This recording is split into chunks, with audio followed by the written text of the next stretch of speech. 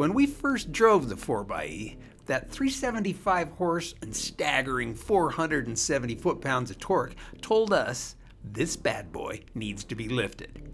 Hey, it has the power. Let's see if we can make it a little more trail capable and at the same time help with some highway manners.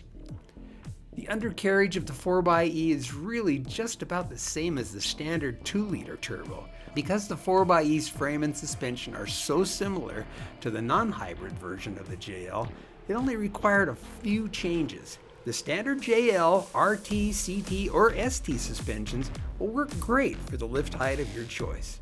This hybrid might be running a little more tire than maybe most 4xe owners would consider. But we were impressed with the way the Jeep powered through the Nitto 30-inch tire upgrade, even with the stock 373 gears. And the 4-piston Delta brakes, they bring the whole package to a quick, smooth stop.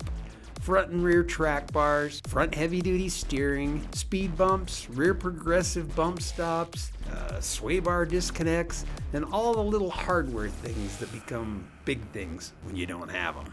8 fully adjustable arms with TeraFlex IR bushings, you know, the ones with the inner sleeve that rotates as the arms move through their suspension travel.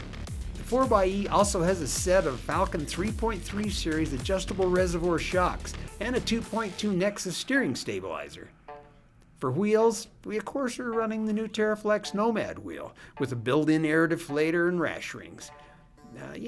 No one ever mentions how easy they are to wipe clean, but the simple, strong design of the wheel gives us an easy, clean functionality.